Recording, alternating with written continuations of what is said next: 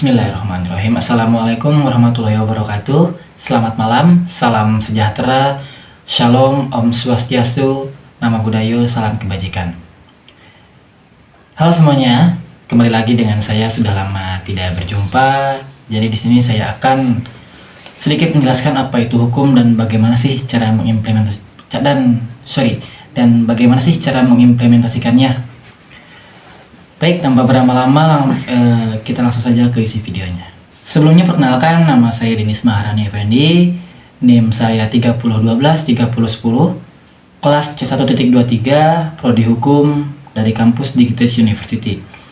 Di sini saya akan menjelaskan sedikit teori tentang hukum dan cara mengimplementasikannya. Jadi apa sih hukum itu? Hukum adalah peraturan-peraturan yang dibuat oleh yang berwenang dengan tujuan untuk mengatur tata kehidupan bermasyarakat yang mempunyai ciri memerintah dan melarang serta mempunyai sifat memaksa dengan menjatuhkan sanksi hukuman bagi yang melanggar. Menurut salah satu ahli hukum, definisi hukum sendiri, menurut Uhtre, definisi hukum adalah himpunan peraturan-peraturan, perintah, dan larangan yang mengurus tata tertib suatu masyarakat. Oleh karena itu, harus ditaati oleh masyarakat. Penjelasan tersebut memperlihatkan fungsi hukum, yaitu untuk mempertahankan ketertiban dalam hidup bermasyarakat. Menurut Lawrence M. Friedman, sistem hukum merupakan suatu sistem yang meliputi substansi, struktur, dan budaya hukum. Perlu digarisbawahi, di Indonesia sendiri ada 3 sistem hukum.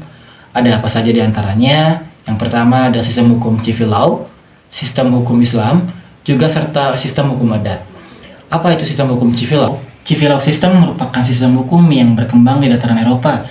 Sistem ini menekankan pada penggunaan aturan-aturan hukum yang sifatnya tertulis dalam sistematika hukumnya. Karena awal perkembangannya di dataran Eropa Timur, sehingga dikenal sebagai sistem Eropa kontinental. Yang kedua, apa itu sistem hukum Islam?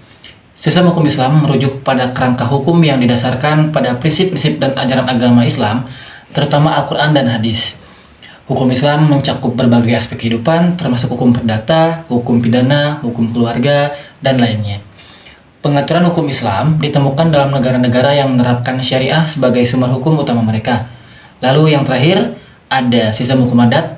Hukum adat atau hukum tradisional adalah hukum adat yang merujuk pada aturan-aturan yang mengikat masyarakat yang bersifat tidak tertulis dan timbul dari praktek-praktek yang tumbuh dan berkembang dari masyarakat hukum adat tertentu. Hukum adat Indonesia yang berlaku saat ini adalah hukum adat yang telah ada sebelum tahun 1808 Masehi.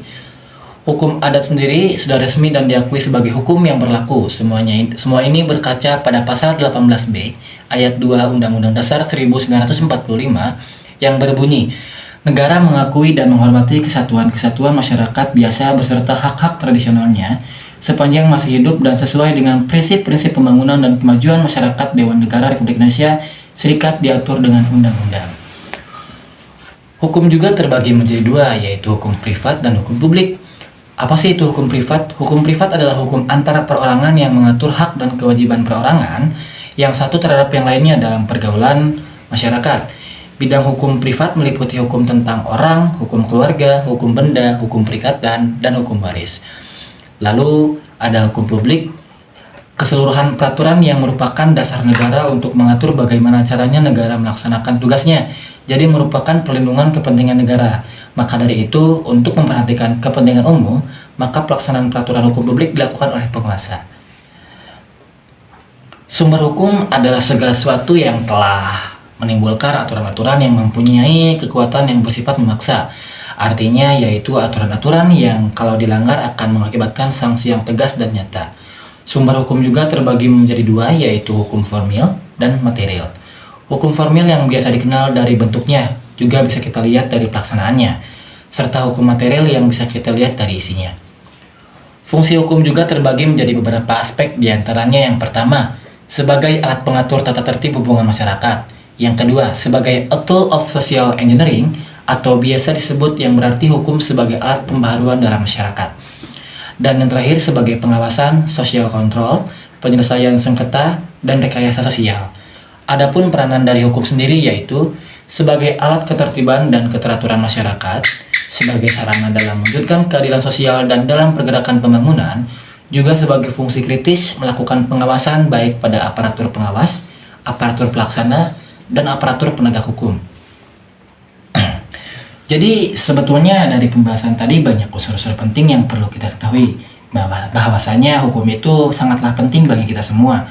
Dengan adanya hukum, semua bisa menjadi aman, tertib, dan damai. Kalau memang kita sebagai masyarakat mengikuti peraturan-peraturan tersebut. Mungkin hanya itu saja yang bisa saya sampaikan. Terima kasih dan minta maaf bila mana ada salah ucap kata atau penyampaian yang kurang mengenakan. Saya pamit undur diri. Wabillahi taufiq wal hidayah. Wassalamualaikum warahmatullahi wabarakatuh.